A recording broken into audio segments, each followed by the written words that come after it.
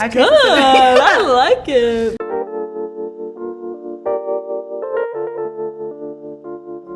What's up, Puma fam? It's your Casey, and this is Tea Time with Gianna Kneepkens. Hello, everyone.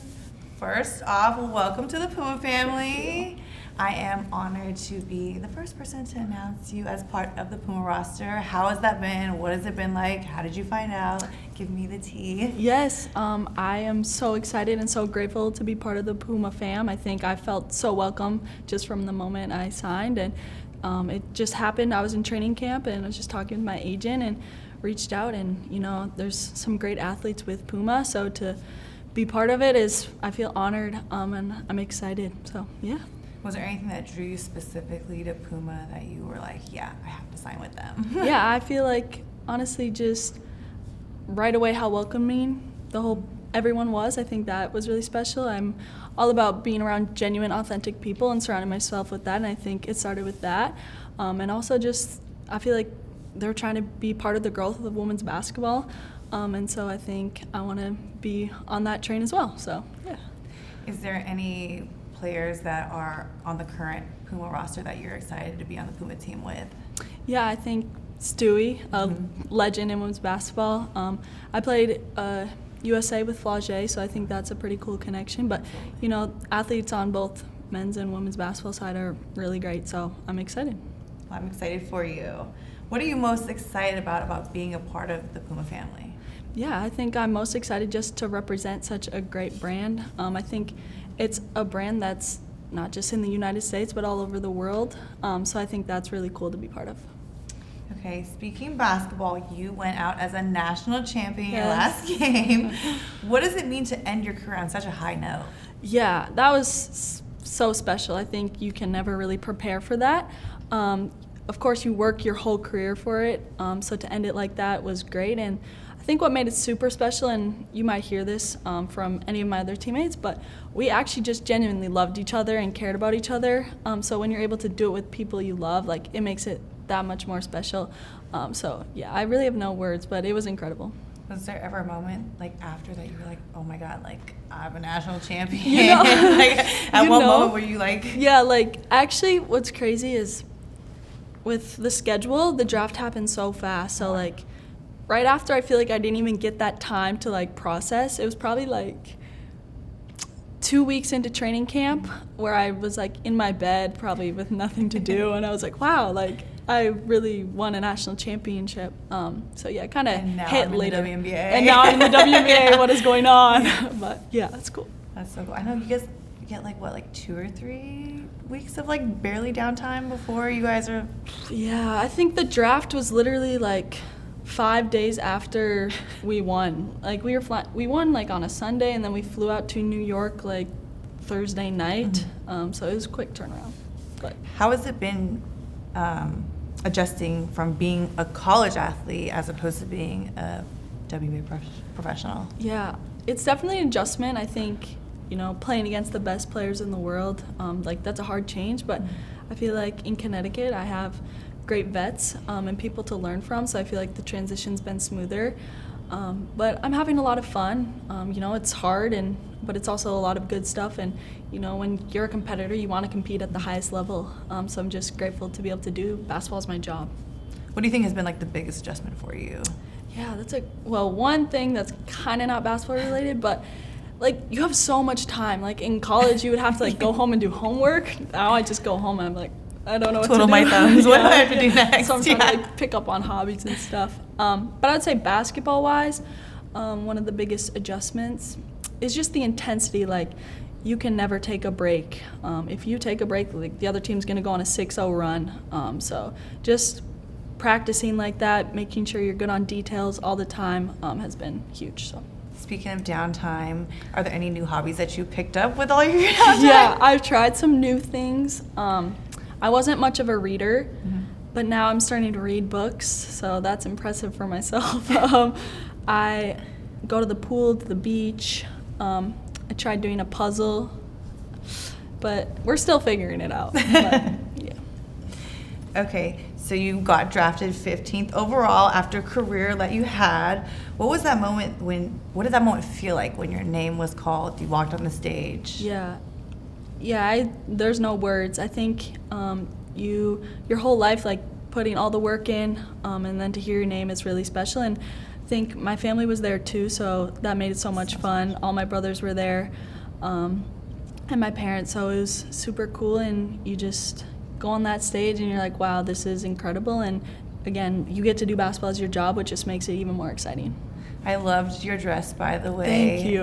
This wasn't one of the questions, but I want to know, how did you end up picking that outfit? What was like the process behind picking your draft outfit? Yeah, I honestly, like, getting really dressed up is like not something I'm great at.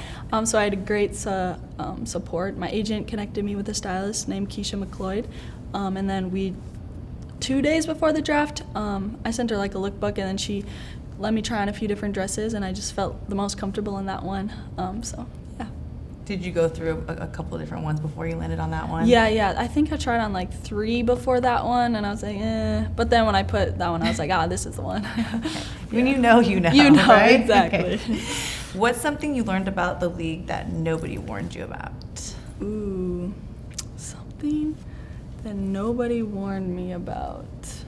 Honestly, people told me this, but I don't think I comprehended it until I experienced it. It's just how quick the turnaround is. Like, if you lose a game, like, you have to quickly learn from it, and like, you're maybe playing the next day or Short-term 2 days memory, later. right? Yeah, like, and if you win, you can't be like so excited because you literally have to. And like, so that's like the craziest thing ever, because it's like just so fast. And like even the fact we're already in July, like end of July, is insane. I can't even believe we're here. But it flew by, right? Yes. So. Is there anything that you've learned from the vets on your team being a rookie? Yeah, I think just to like be curious and don't be afraid to ask questions. I think that's really important as a rookie, because you're gonna make mistakes. Like, it's inevitable. So to be okay, like, making those mistakes and learning from them and adjusting. My vets have made that like very clear, and I think that's been an important part of my rookie season. Obviously, you're still a rookie, but if you were giving advice to another rookie, what would it be? Ooh. I would say, I think the biggest thing, and I think I'm honestly still working on this, is just to have short-term memory. Like, if you just dwell in the past, like, it starts adding up over and over again.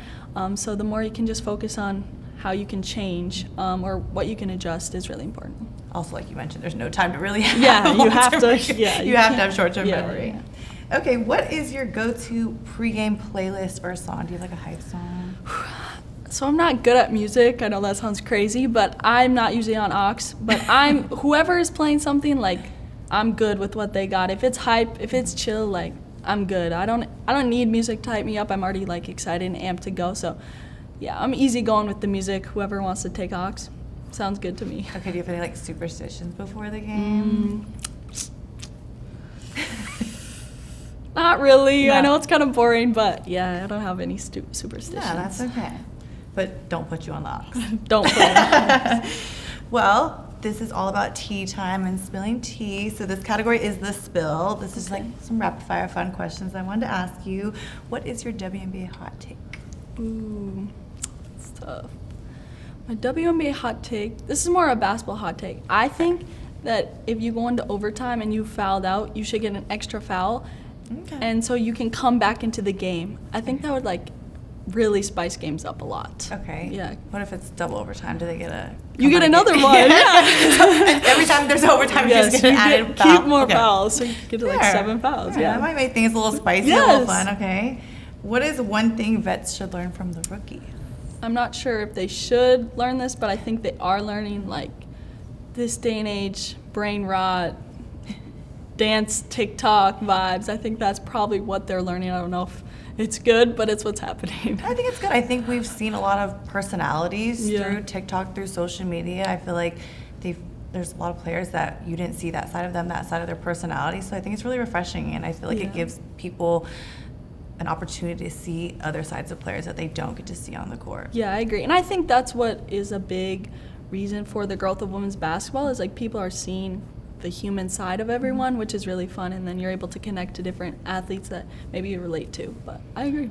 To piggyback off of that, what do you think are some of the pros and cons of being so open to fans and allowing them to see so much of your life?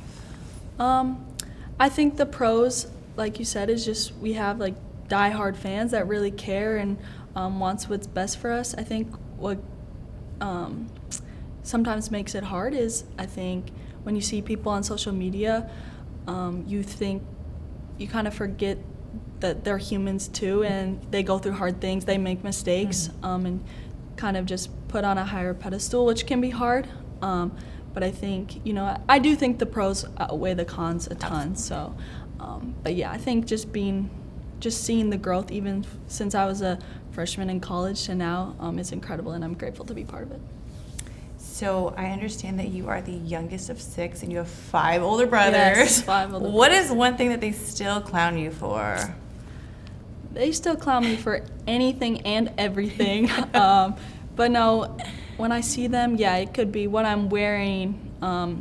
It could be what I'm eating. Like, I'm not kidding you. They still, anything. yes, literally anything. They're gonna say something. But they do support me and like protect me down, like anything. Like they would protect me. But when it's just us, they have to still bully me a little bit. Is there a benefit of being the only girl?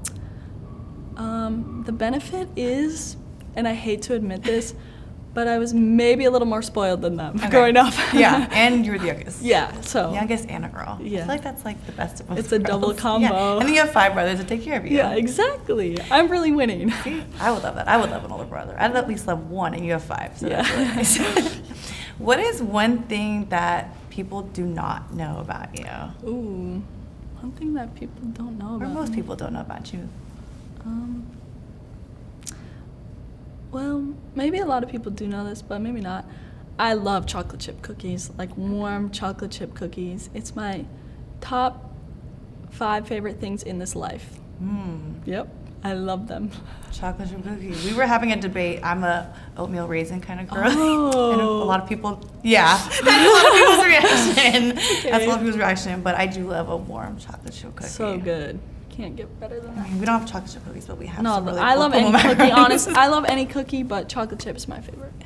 Well, it has been amazing chatting with you today, spilling the tea figuratively, but now we're going to spill some real tea. I heard you chose Cinnabon? Cinnabon. Yeah, okay. Yes. We didn't have chocolate chip cookie as an option. Guess not. Okay, let's try this out. Ooh. Smells good. I feel like I have to get it with one of these cookies. Yeah. Okay, yes, cute. Let's try it. Here it goes. Cheers to you being part of the Yes, Puma family. cheers to that. Okay, let's try this. When it's still hot. Do you taste the cinnamon? It's I good. taste the cinnamon. I like it. See, I'm like a green tea kind of girl, so I'm like stepping out of my comfort zone, but this is really good. This is so good. It's subtle, but it's there. Yeah. It's How good. was it with the macaron? Was the Oh, macaron good? let me try. You gotta do the combo. Yeah. Do I dip it or do I just... I don't know. Maybe try it. We're trying wacky Let me cheese. You might try. try do a wacky combo. Good? Wacky combo. What does the macaron have a flavor? Vanilla? Okay. I think this one's caramel or caramel. Yeah? We're trying wacky things. Hey, Wacky. why not? No, it's good. Really good. I'd drink it again. I would too. Actually, that one's pretty good. Well, again, it's been amazing chatting with you. And again, congratulations. This has been Tea Time with Gianna Kneepkens. Hey, thank you so much. Thank you. That was fun. Congratulations.